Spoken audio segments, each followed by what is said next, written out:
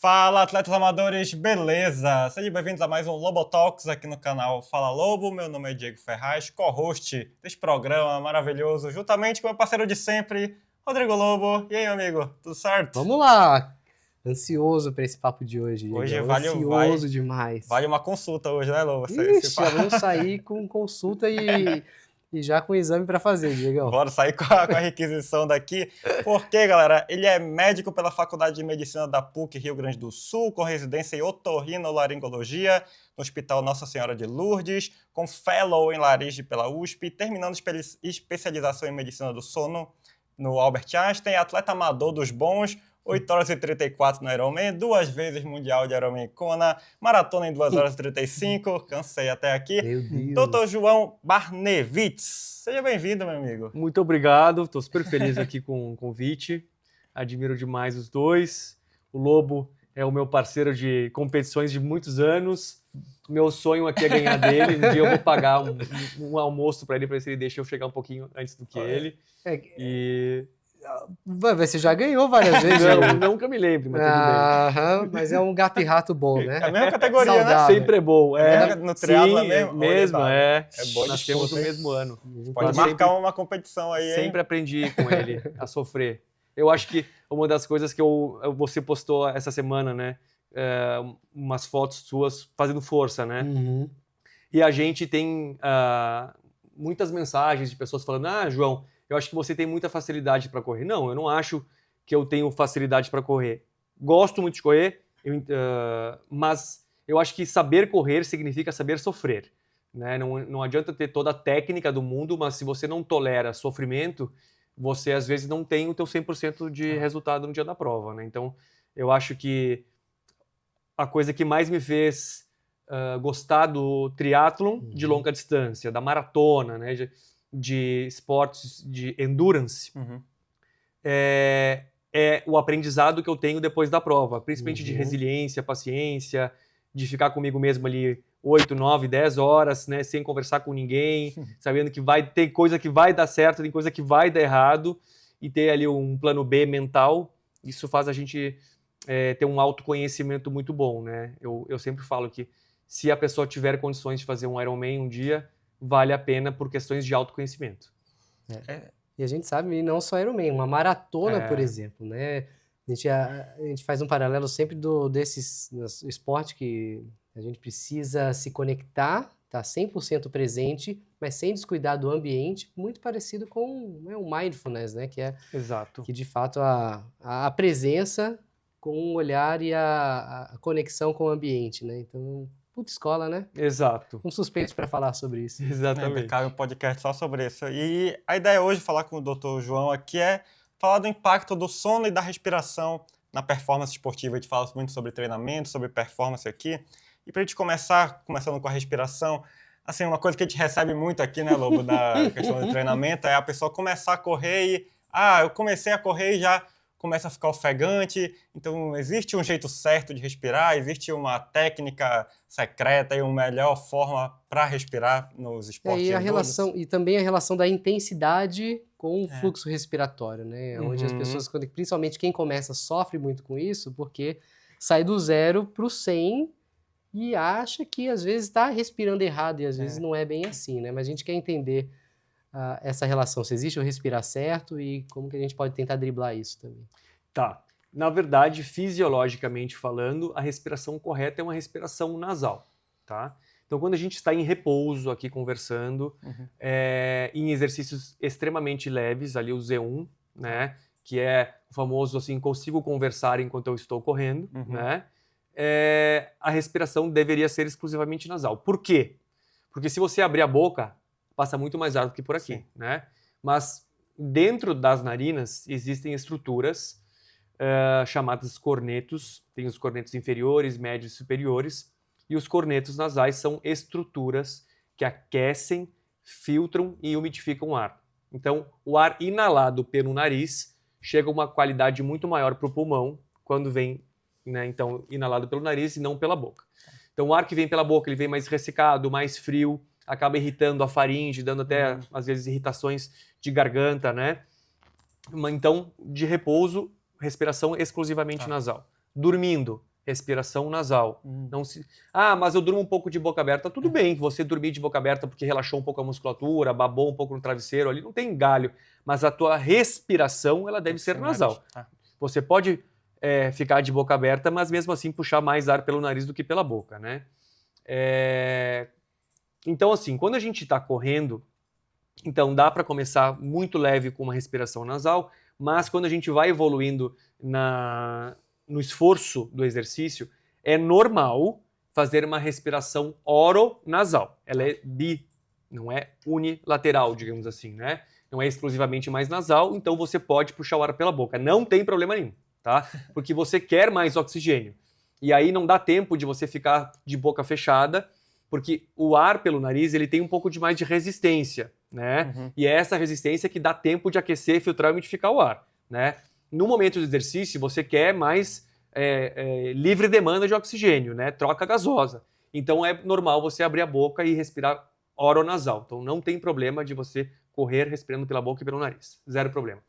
Ah, João, mas então se eu usar o dilatador nasal vai melhorar muito a minha performance? Sim e não. Por quê? Porque pessoas que têm já um nariz bem desobstruído, elas não vão ter muito benefício com aquele dilatador nasal. Primeiro porque ele age aqui na pele, né? É numa região bem da entrada do ar pelo nariz, que a gente chama de válvula nasal. Então ele age bem aqui na porta.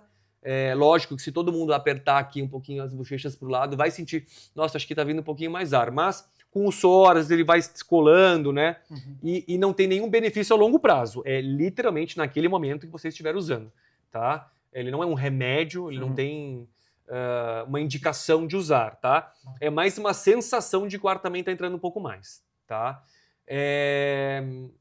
Então, basicamente, usar o dilatador nasal, se você quiser testar e se sentir confortável, pode usar, tá? Não digo para você usar todos os dias, porque não tem efeito comprovatório a longo prazo e você pode fazer até uma dermatite aqui de tanto usar aqueles estilo adesivos nasais, né? Outra coisa, dormir, né? Que eu falei, a gente deve dormir cerca aí de 7 a 9 horas por noite, tá? E a gente não deve roncar, tá? Ronco é uma doença propriamente dita. Hoje em dia, a gente diz que o ronco é a ponta do iceberg, né? Ela pode vir a gente descobrir que a pessoa tem uma apneia de sono ou algum distúrbio do sono, né? Mas o ronco, ele é um barulho. É um barulho do ar passando na tua faringe. Ou da vibração ali das musculaturas da faringe, ou da língua que está numa posição mais para trás, por conta da posição que você dormiu. A posição que a gente mais ronca é de barriga para cima, né? Porque a língua tende a cair pela gravidade, tá? Então, o ronco não é propriamente uma doença. A gente incomoda mais os outros do que a nós mesmos, assim, né? Mas a apneia do sono é uma doença que deve ser tratada, porque tem riscos aumentados de doença cardiovascular e diabetes a longo prazo. Show. Então, a questão da respiração no esporte, por exemplo, está mais ligado à intensidade do exercício do que é errado respirar pela boca. Então, quanto maior a intensidade, mais eu vou precisar de ar e, consequentemente, eu vou usar a boca, né? Exatamente. Vai ser oronasal, como eu falei para você, né? Você tem que sentir que o ar está passando no nariz também, né? Perfeito. Ah, João, quando eu pedalo lá na ciclovia de manhã cedo, meu nariz escorre. Por que ele escorre de manhã? Porque o ar está mais frio fora do que dentro do teu nariz. Então, essa mudança de temperatura do ar mais frio e mais seco aqui de São Paulo, quando entra dentro do nariz e você quer ali passar pelo corneto para aquecer, filtrar e umidificar o ar, essa mudança brusca de temperatura fora de dentro faz, às vezes, a gente drenar um pouquinho de um líquido que a gente tem dentro do corneto, que é um edema mesmo, né? Todo mundo tem um pouquinho, às vezes, de rinite, né? E aí os cornetos ficam um pouco mais inflamados e retém líquido. Então, quando você tem essa mudança de temperatura do ar frio seco e o quente do nariz, às vezes drena um pouquinho desse muco que está ali. Não tem que ser tratado, nem nada, né? Assou o nariz e tudo, mas é normal. Não é uma doença escorrer o nariz quando você está fazendo provas, principalmente no frio. Né? A gente tem que só entender a frequência dessa secreção. Então isso é muito importante, porque se isso está pesado, está muito denso, está muito frequente e continua depois num ambiente não em atividade no frio, então isso realmente requer uma atenção, justamente a gente entrar num ponto muito importante que eu queria trazer aqui. Otorrinolaringologista, ó, acertamos. É um especialista que você não usualmente conversa no dia a dia, como um cardiologista, um endócrino, um ortopedista da nossa área. E eu digo que você me conhece muito bem, e muito bem mesmo, coitado, eu dou trabalho para esse cara, porque desde 2021, se eu não me engano, eu tive pela primeira vez na minha vida sinusite. Eu achava sinusite uma doença, né? Deve ser simples, imagina. Quem falava que tinha sinusite, deve ser o seu nariz ali, secreção nasal, e lava o nariz e tá bom, para de reclamar. E eu entendi o que é uma sinusite lá em 2021, justamente também pós-pandemia, que talvez a gente vai abrir um tema aqui que possa ter interferência por conta da intensidade dos vírus agora, né? Eles estão cada vez mais mutantes e poderosos, então hoje, né, as variações elas têm impactado diretamente em doenças pesadas que acabam ocasionando uma sinusite, por exemplo, na sequência. Foi no caso que aconteceu comigo, a sinusite pós, né, uma infecção viral. E eu falei, opa, pela primeira vez conheci um otorrino. Mais ou menos mentira, porque eu conheci lá na infância, quando eu fiz cirurgia de adenoide, mas depois nunca mais havia passado no otorrino. Foi aí que eu falei, nossa, o João, parceirão, que me dá pancada na cabeça, é otorrino. João, me ajuda, que eu acho que eu tô tendo alguma coisa talvez parecida com sinusite. E aí a gente detectou, coitado do João, sofreu, né? E aí a gente descobre que não é só uma sinusite, tem uma estrutura nasal, como no caso teve um septo ali, com certos desvios e bloqueios que estavam fazendo com que aquela sinusite não drenasse, aquela secreção não drenasse e gerasse problemas. E eu falei, caramba, né? Se eu não tivesse na hora matado isso, eu talvez estivesse sofrendo como eu sou. Tanto é que até a gente fazer a cirurgia, foram praticamente 7 ciclos de antibiótico em 14 meses. Então isso não era normal. Não é né? normal. E a gente tem que levantar a mão e buscar auxílio de um profissional. Então, tudo isso para que você fale um pouquinho sobre, no dia a dia, como você é procurado, só quando está em estado crítico, e eu acredito que isso seja uma verdade.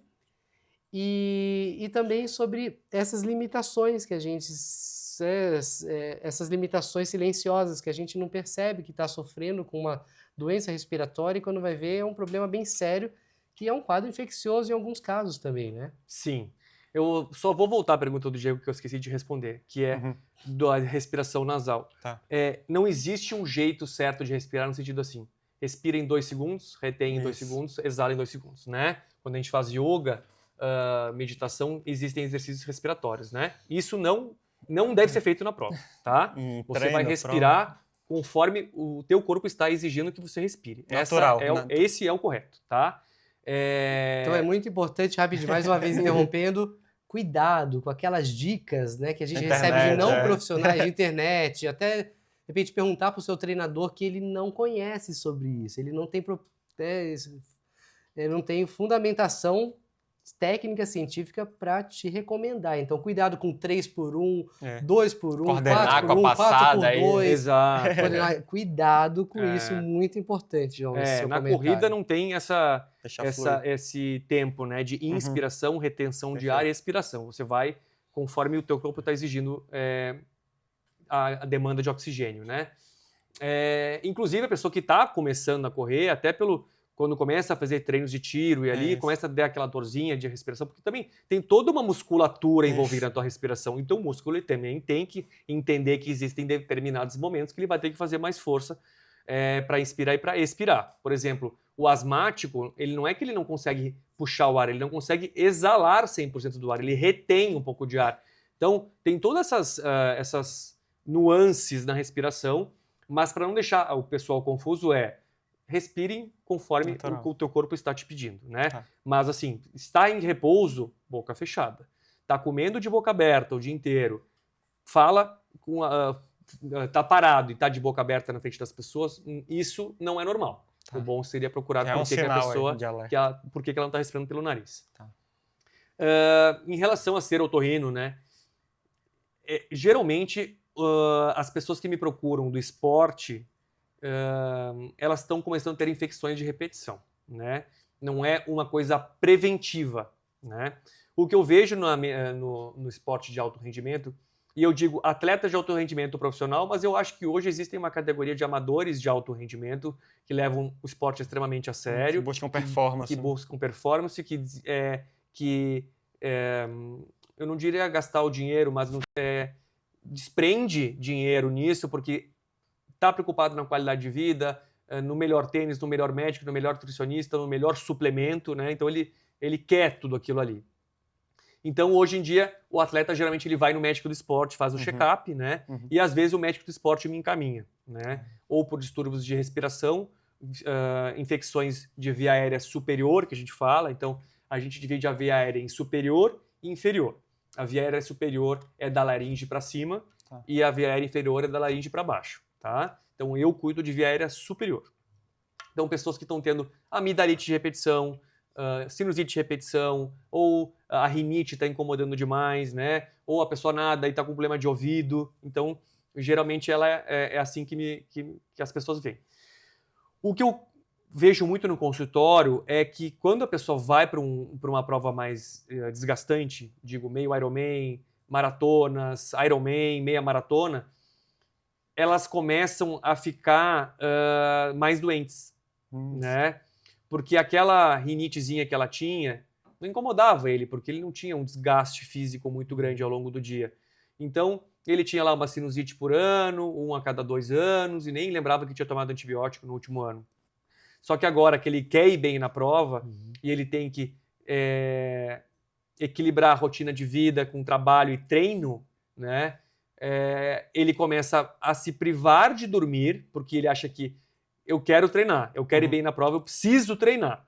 O trabalho está lá redondinho, mas ele gasta todo o tempo extra dele no treino, né? E aí ele quer o quê? Dormir menos para poder treinar mais, né? E aí que começa o problema número 1, que é a pessoa que menospreza uma quantidade mínima de sono necessária para o teu corpo fazer um detox tanto cerebral quanto fisiológico, né? Hormonal, tá? Existe um sistema dentro do nosso cérebro chamado sistema linfático, não é o linfático, tá?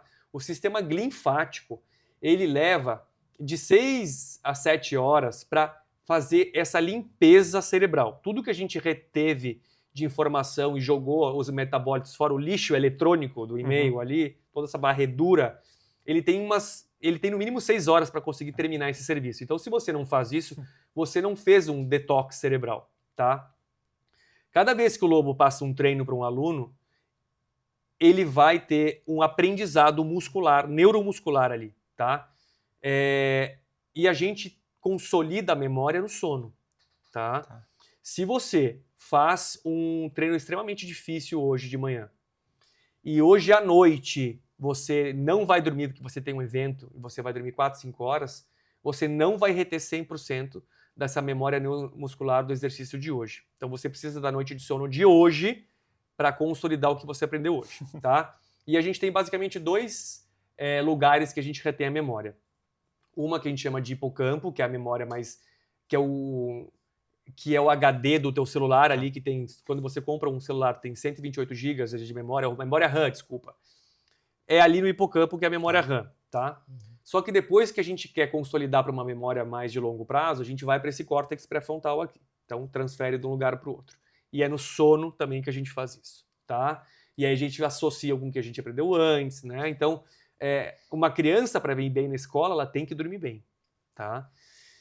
Então, o sono, ele regulariza o teu hormônio, ele previne o diabetes tipo 2, ele diminui a incidência de doenças cardiovasculares e de pressão alta, tá?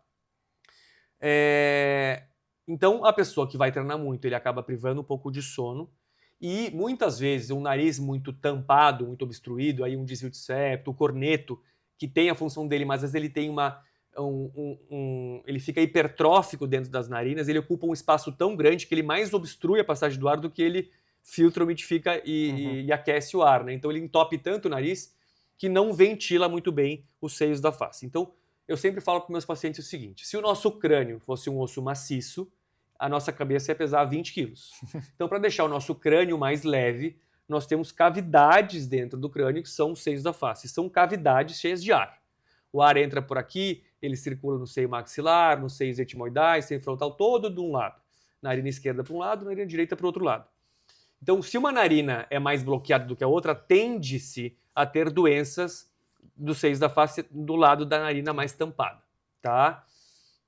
Então, quando você tem uma infecção de repetição, muitas vezes fica às vezes um resquíciozinho daquela infecção, porque o teu seio da face não está comunicando tão bem com a narina. E aí, dormiu mal, brigou com a esposa, fez um treino muito extenuante, não fez o recovery pós-treino imediato, porque as pessoas também negligenciam pós-treino imediato, né? Repor carboidrato ali nos primeiros 15, 20 minutinhos, proteína, se aquecer, tirar a roupa toda suada e não ficar no frio, né? Toda essa parte aí, porque o treino extenuante, ele baixa a tua imunidade. É temporário, mas ele baixa, né? Você faz oscilações de imunidade. Só que se a pessoa já tem um foco ruim aqui, esse aqui fica um foco perene de infecção. E aí a pessoa começa a ter uma infecção, 2 infecções, e quando vê, tá tomando 6 antibióticos num ano e acaba arrebentando com a flora intestinal também, que também é um lugar importantíssimo para a nossa imunidade e para o nosso cérebro, né? Hoje a gente chama o intestino o segundo cérebro, né? Tem uma associação muito grande, tem um eixo intestino-cérebro que tem até na regulação de hormônios, e o intestino é o segundo maior local de receptores de melatonina no corpo. Então o intestino também tem tudo a ver com o nosso sono. Nossa, muita informação. E você tem razão, que nem na prova que eu fiz a prova na speedrun ali na Marginal, eu terminei a prova e normalmente eu fico ali uns 30, 40 minutos correndo no sentido inverso, cumprimentando os atletas, e dessa vez estava bem frio. E o que acontece mesmo sabendo disso, claro que você está no fervor da prova, então cuidado, que às vezes você tem que fazer um reforço sobre tudo isso o tempo todo. A gente precisa se alimentar bem pós-atividade, a gente precisa proteger do frio. O que acontece? Eu suado, comecei a correr ali, estava na adrenalina, não senti o frio, demorei aí uns quase 50 minutos para fazer a reposição ideal de carboidrato. O que acontece? Segunda-feira, a sinusite começou, opa. Aí, dessa vez, eu poupei o João. Eu ia mandar mensagem pro João, falar, João, me ajuda, mas eu já tenho umas recomendações, aí tentei segurar a barra, melhorou, mas realmente eu corri risco. E na prática, galera, isso é verdade, isso acontece. Respeitem essas recomendações do João, porque senão já era. Pra mim isso é muito claro também. Eu até brinco com a galera que qualquer prova longa que eu tento fazer, como a gente trabalha muito, não dorme pouco, como tu falou aí, eu fico doente. Treinar para maratona, já fico baixa imunidade, aí trabalha muito, aí fala com muita gente, aí fico... É impressionante. Então, ela tem que realmente tomar cuidado com esses pontos. E, continuando nessa questão de limitação, tu falou da questão do corneto, né? Eu já tive questão de corneto inflamado, o Lobo falou da rinite, sinusite. Essas limitações da respiração também, além do que a gente falou, tem limitação na performance do atleta? Acho que o atleta perde performance por um desvio de septo ou por uma sinusite, a respiração. Porque às vezes eu saio para correr, às vezes alivia na hora do treino. Mas depois a noite fecha de novo. Sim. Como é que tu vai... Na verdade é o seguinte, eu não tenho como metrificar, a gente dizer quantos por cento você perderia a performance, né, por um nariz obstruído ou não. Mas a pessoa que respira muito bem pelo nariz, ela geralmente tem uma frequência respiratória cardíaca levemente mais baixa de quem é todo tampado, tá? Tanto é que teve até um post da Iga Swiatek que ela estava treinando com um esparadrapo na boca, que o técnico obrigou ela a respirar pelo nariz, né? Então, quando você respira pelo nariz, primeiro que você ativa o sistema do nervo vago, que é um nervo que dá informação para o nosso corpo baixar a frequência cardíaca, dar uma relaxada. Então, isso é bom para em momentos de tensão você conseguir ativar o teu nervo vago, né? Então, por que as pessoas falam intuitivamente? Por que a tua avó fala, ai meu neto, calma, respira? Né? Porque você respirando devagar pelo nariz, você ativa o nervo vago que vai tentar te relaxar, né? Então, respirar pelo nariz é muito bom, tá? E pessoas que não conseguem respirar pelo nariz tendem a chegar nessa fadiga respiratória e do ácido lático um pouquinho mais rápido do que quem respira bem pelo nariz, né? Então, assim, é como se você tivesse um leve percalçozinho ali que é totalmente corrigível, né? Eu conheço muito paciente meu que fala assim, nossa, João, principalmente quem nada com mais dificuldade, que é o meu caso, que né, treino de tiro de natação é que alguém me chama a borda, né? Eu me lembro que eu chegava no tiro de 100 e eu me abraçava na borda porque eu queria respirar, né? A pessoa que depois que opera o nariz, porque quando a gente corrige o desvio de septo, a gente diminui os cornetos. A gente diminui, a gente não tira porque ele tem essa função muito, muito boa. Quando a gente diminui, a gente melhora a qualidade dos cornetos, melhora a passagem do ar, as pessoas tendem, quando respiram na natação, sente que vem mais ar, então a pessoa até fala, nossa, eu tô mais confortável aqui nesse momento. Né? Tem que ver isso aí, Lu. Tá Isso melhora a Por natação. isso que não tá nadando direito. Mas não tem como falar X%. Né? Galera, só olha lá no Strava, depois da cirurgia aí ano passado, deu bom. Baixou os tempos. E na prática, né, também a gente fala um pouquinho da prática, eu tinha às vezes uma sensação de afogamento durante a prova, e às vezes é por conta realmente desse pequeno percentual da contribuição da respiração nasal, e eu deixei essa percepção de afogamento. Em alguns momentos eu tinha que, parece que destravar, limpar as vias para poder continuar respirando. Então, na prática, senti isso diretamente. E, claro, foi um ano muito curioso aí de bons resultados. Então, até não só como, né, a gente está falando de performance, mas dos fatores indiretos e correlacionados a ele. Que nem se você tem doenças constantes, né, tomar remédios constantemente, tá infectado e o seu corpo tem que trabalhar para lutar contra a infecção, a inflamação, Exato. né? São duas coisas bem importantes. Quando a gente está infeccionado, o nosso corpo ele está gastando energia para combater a infecção, né? Anticorpos, desprende energia mesmo, é um gasto energético. E aí, por isso que eu falo, porque as pessoas tendem a procurar no momento que elas já estão doentes, né? É difícil alguém querer se prevenir, apesar de que o futuro da medicina é a preventiva, né? Então, quando eu falo assim, a pessoa foi para a prova, né? Deu 100% ali, ficou um pouco mais de tempo conversando com as pessoas, como você falou, sentiu que vai dar ruim, dorme. Porque às vezes 1 hora, 2 horas a mais de sono vai fazer com que o teu corpo resolva o teu problema. E aí quando eu falo para um paciente meu, João, eu tenho um treino super importante na semana, mas eu tô achando que eu vou ficar doente. Dorme. Mas eu não quero perder o treino. Eu não tô me sentindo com febre, dor no corpo. Cara, mas dorme. Porque vai dar ruim depois do treino do tiro. É o tiro no pé, sabe? Então eu uso muito o sono como um preventivo ali, sabe? Assim como a lavagem nasal com soro fisiológico, ela é excelente para lavar e previne muita infecção nasal também. Uma outra coisa muito importante, quando a gente está em provas e come gel e bebe água, né? Quando você está com gel na boca, tenta comer o gel e respirar pela boca ao mesmo tempo. Não dá, né? Primeiro que vai cair tudo para fora. E para deglutir a gente tem que fechar a boca. Então quem não respira pelo nariz, até na hora de engolir o gel, não vem o ar, né? Não consegue engolir a água direito, se afoga bebendo água. Por quê? Porque ela respira pela boca, ela não respira pelo nariz. Entra pelo buraco errado. Ele se afoga bebendo água, não gosta de comer gel, né? Então o nariz ele é muito importante na deglutição também. Né? Muito bom. E é verdade. Posso, mais uma vez, confirmar na prática. Eu não vou falar muito dos meus casos aqui, senão eu vou falar muito de mim. Mas essa questão do sono, um dos motivos de eu não entrar no ciclo do Ironman de novo é porque para mim era fundamental a soneca pós-treino intenso, né? E eu tinha essa possibilidade porque eu não tinha filho. Né? Quando você tem um filho, até que dá para negociar com a esposa, né?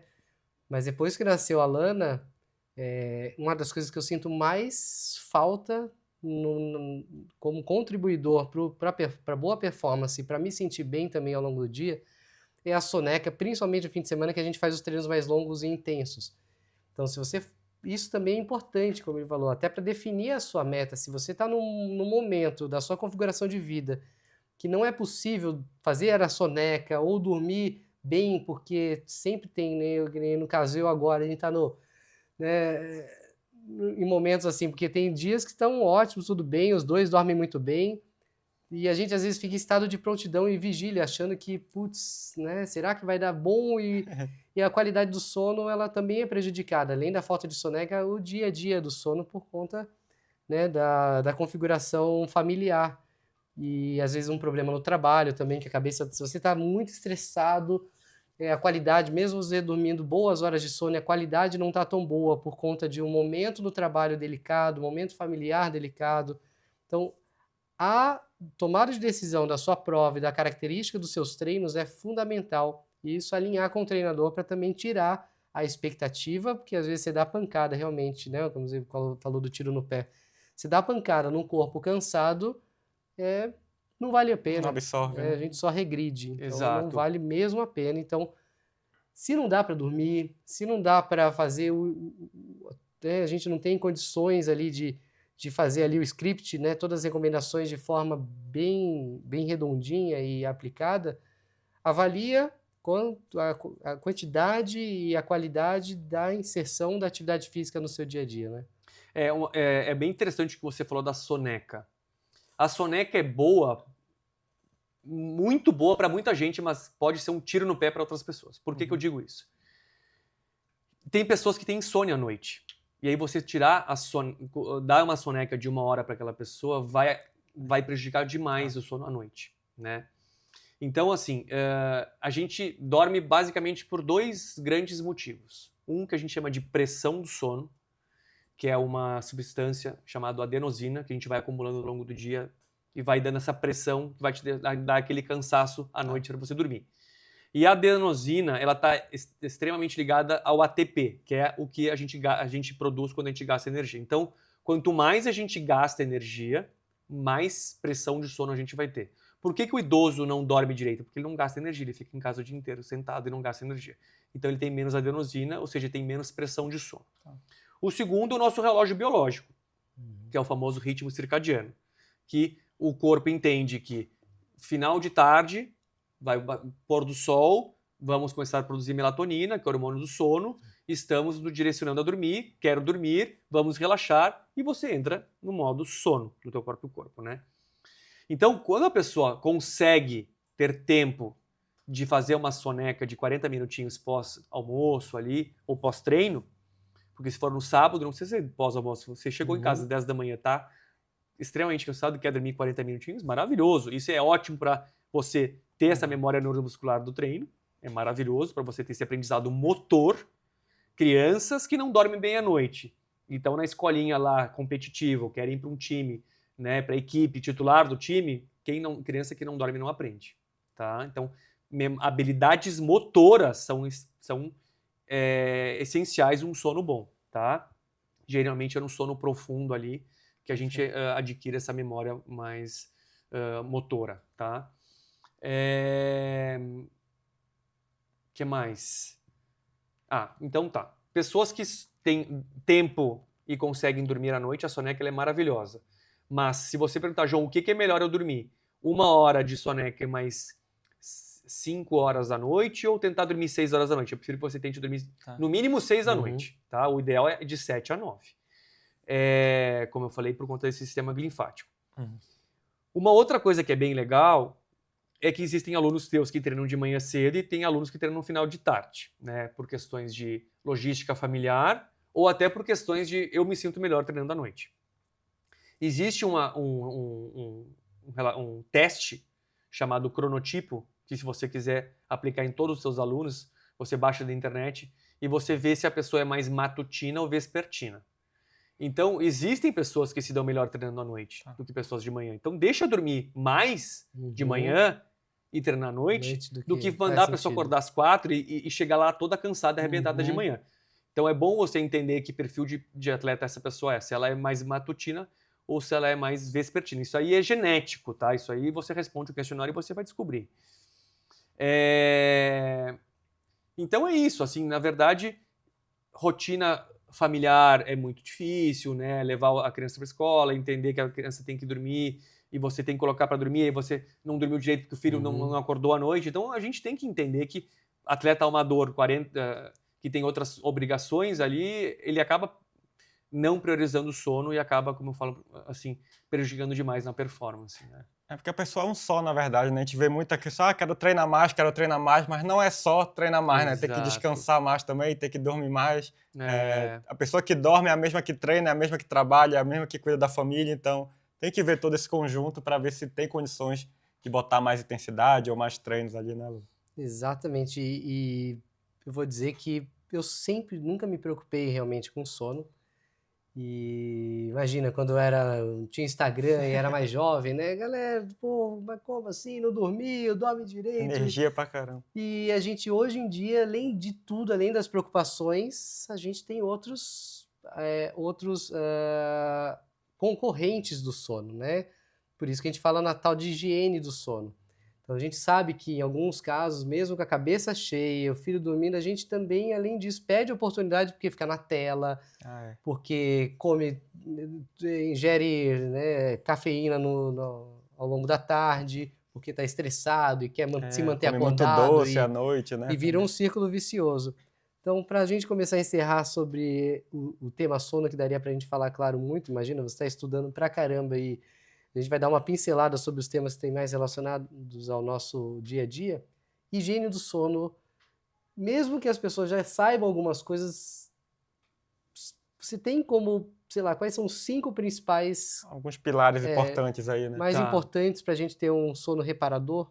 Então, assim, deixa eu só falar uma coisa que é bem importante, que é o sono, que hoje em dia muita gente tem os wearables, né? Que são ou os relógios ou anéis que monitoram o sono, né? Uhum. Uma coisa extremamente importante é que nós temos basicamente 5 estágios de sono, tá? A gente considera estar acordado dentro de um perfil de sono, porque você tem, às vezes, micro despertar. Então, a gente está em vigília, o sono N1, N2, N3, sono REM, tá? O sono, ele não é só profundo e REM. Nós temos distribuições do sono ao longo das 8 horas. Vou colocar 8 horas como média aqui, tá? Então, o sono N1 é o sono de transição de estar acordado para cair no sono. É um estágio que compreende 5% do tempo de sono. É bem pouquinho, é só para você cair no sono. O sono N2 é o sono mais leve e ele ocupa quase que 50% da tua noite. Então, é bastante, são quase 4 horas, né? Tá? O sono N3 é o famoso sono profundo, ou sono de ondas lentas. E o sono REM, que é, em inglês, Rapid Eye Movement, que é uma fase do sono que é a fase onírica. O que é onírica? É dos sonhos. É onde a gente sonha livremente, porque o corpo paralisa toda a musculatura do nosso corpo e a gente está em livre demanda para você não sonhar que está pulando da asa delta e você pular da cama e cair no chão, né? Então, a gente tem uma paralisação de todos os músculos do nosso corpo, com exceção dos músculos dos olhos. Por isso que é Rapid Eye Movement, porque você faz movimentos muito rápidos com os olhos e a gente vê na polissono, tá em sono REM, porque ele está só com o olho mexendo. A atividade cerebral do sono REM é praticamente igual ao de estar acordado. É um mar de informação cerebral. E a gente só sabe que a pessoa está dormindo no exame porque está de olho fechado com o olho mexendo.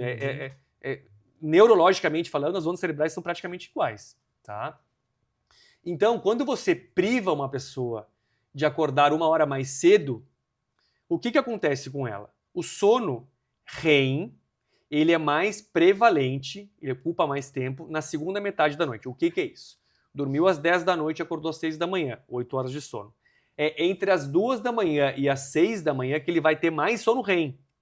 Então, se ele começa do nada a acordar 1 hora mais cedo, ele está perdendo quase 10, 15% do sono REM dele. Você está prejudicando o sono dele. Entendeu? Então, não é simplesmente acordar 1 hora mais cedo. Você tem que ter sempre essas 8 horas e o teu corpo tem que entender por que a regularidade é tão importante. Porque o teu corpo ele vai distribuir o teu sono de acordo com essas 8 horas, né? Então, em termos de higiene do sono funciona? Funciona. É só ter higiene do sono que você vai dormir bem? Não. É um dos fatores que a gente usa para tratar insônia ou pessoas que têm dificuldade para dormir, né? Porque insônia, ele é um distúrbio do sono que gera prejuízo diurno. Ter uma noite mal dormida, todo mundo já teve, mas não quer dizer que você tenha um diagnóstico de distúrbio de insônia, tá? Então, quando você tem diagnóstico de insônia, o padrão ouro de tratamento não é Zolpidem, pessoal. Não é o Pax, tá? Hoje em dia as pessoas estão se matando no remédio. Se você pegar um avião à noite, chegar para a pessoa que está do teu lado, que você nunca viu na vida, e falar, nossa, eu não consigo dormir no avião, ela saca um Zolpidem e te dá ali para você dormir. Porque tá um abuso indiscriminado do medicamento. Então, a pessoa que tem dificuldade para dormir, você tem que ensinar o teu cérebro que está na hora de relaxar. Então, final da tarde, diminua as luzes de casa. Deixa meia luz, né? Quanto mais luz, menos produção de melatonina. A luz bate na retina e inibe a produção de melatonina, que é o hormônio do sono. Então, uma das coisas da higiene do sono é evitar luz, principalmente tela, à noite, tá? Evitar atividades que te deixam excitado, ou seja, treinar à noite também pode ser uma coisa muito ruim para quem tem dificuldade para dormir. Perto da hora de dormir ali. Final de tarde, início da noite, hoje eu vou ter que nadar às 9 da noite. Não é o melhor para você, tá? Se é o que tem para fazer, conversa com o teu técnico, eu não vou me meter aqui, tá?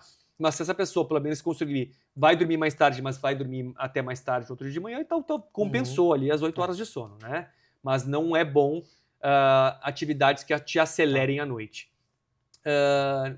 Não ler e-mail, não ir para o Instagram, né? Rede social é péssimo para a pessoa. Se você não está com sono, a tua esposa dormiu, ou você quer dormir, nossa, hoje eu vou dormir mais cedo porque eu vou acordar cedo amanhã de manhã. Aí você vai lá, fala assim, tá, eu vou levar o laptop aqui pro meu quarto, né? E daqui a pouco eu vou pegar no sono. Péssimo, tá? O teu quarto, o teu cérebro tem que entender que o teu quarto é lugar para descansar, relaxar ou namorar. E não é para trabalhar. Você não pode ensinar teu cérebro que você vai resolver os teus e-mails deitado, tá? Tomar um banho quente antes de dormir é muito bom. Legal. Por quê? Quando você toma banho quente, quando você vai pro teu quarto que está um pouco mais frio que o banho, né? Você ajuda a diminuir a tua temperatura corporal central. E quando a gente cai no sono, geralmente a gente baixou 1 grau Celsius na temperatura corporal central. Então a gente eleva a temperatura da pele porque é por aqui que a gente vai desprender o calor do corpo, né? Então o banho acelera a aumentar a temperatura da tua pele e, consequentemente, resfriar a temperatura central. Então, banho quente antes de dormir, maravilhoso. Alimentação? Alimentação pesada, muito ruim, tá? O teu intestino não tem que estar preocupado em metabolizar um monte de coisa, porque eu falei para você que o receptor de melatonina, o segundo maior local mais prevalente de receptor de melatonina é no intestino, né? Eu até falei essa semana no Instagram que pessoas que têm intolerância à lactose, sensibilidade ao glúten, podem ter até pesadelo por conta da comida, né? Então, hoje em dia, como a gente chama na medicina de padrão ouro, o melhor tratamento que existe no momento. Existe uma coisa chamada terapia cognitivo-comportamental para insônia. É a psicóloga que ajuda ao insônia dormir. É a terapia que faz a pessoa tratar a insônia, não é o remédio. E a higiene do sono é uma das etapas dessa terapia comportamental. Então, ela realmente é um pilar bem importante, ela ajuda muita gente, mas às vezes não é o bastante. E a consistência também faz parte da higiene do sono, né? Também faz entender que o teu corpo... Se você começar a almoçar todos os dias meio-dia, por 1 mês, e aí daqui 1 mês a gente combina de fazer um treino na hora do almoço, cara, vai chegar 11h e você fala, nossa, João, eu tô varado de fome, eu quero comer, eu não quero treinar. Porque você ensinou que dá na hora de comer. O sono é a mesma coisa. Se você ensinar pro teu cérebro que 9h30 é a hora de dormir, você vai dormir 9h30. Eu sou muito assim. O intestino também trabalha no horário e vai treinar bem no horário que ele tende a trabalhar, meu Deus do céu. Ou ele começa a trabalhar em horários diferentes. Tanto só para finalizar, que em criança, existe todo um treinamento para criança, né, ali a partir dos 3, 6 meses, a dormir sozinha. Então, a rotina para criança, banho quente, massagear a criancinha um pouquinho no banho, pijaminha, escovou os dentes, historinha, dormir. Se você fazer essa repetição, ela vai entender que ela entrou no banho, pum, o cérebro dela falou assim, daqui a pouco a gente vai dormir. Rotina, né? É isso, rotina. Em casa a gente sabe muito bem. A gente optou pela rotina e deu muito certo. Ainda bem, se bate na madeira, não pode mudar, né? Ah, mas valeu a consulta, hein? Que isso, que papo riquíssimo. É que a gente, claro, tem que interromper também. Fica aí a possibilidade para novas conversas nossas aqui, aprofundar um pouquinho mais sobre esses temas, mas a ideia realmente era abrir, alertar para o público, para todos vocês que estão aí, que talvez não façam ideia da importância da saúde das vias aéreas e também, claro, do sono que todo mundo sabe, mas, claro, com quem entende, não é a gente que vai falar ali, nem o seguidor do Instagram, o seguidor do Instagram que acha que sabe tudo, a gente precisa sim de informações qualificadas, por isso que a gente fez questão de trazer nosso amigo fera, João. Obrigado, João, por esse momento importante aqui com a gente. Nossa, eu que agradeço. Às vezes fica um pouco mais superficial a resposta, então estou super aberto. Quem quiser, pega o meu contato, me manda um e-mail, marca uma Deixa consulta. teu contato no Instagram aí pra galera que quiser mais informação aí. Tá, o meu contato é @joãobarnevitz. Show. E é isso, eu adorei o convite, eu gosto muito do tema. Me identifico muito, né, com essa parte do esporte, mas medicina do esporte. Eu acho que hoje, como otorrino, eu tendo a entrar nessa parte de medicina esportiva junto com o médico do esporte, né?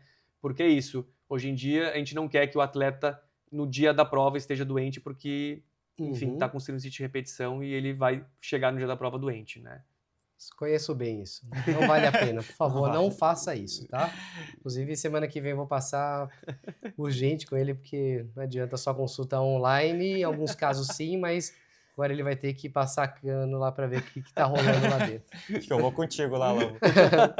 Então, lembrando, gostou do vídeo, deixa um like, galera. Quiser treinar assessoria esportiva também, vou deixar o contato aqui da Lobo Assessoria. E até a próxima. Valeu, Lobo. Isso aí, bora até a pra próxima, cima. pessoal. Obrigado.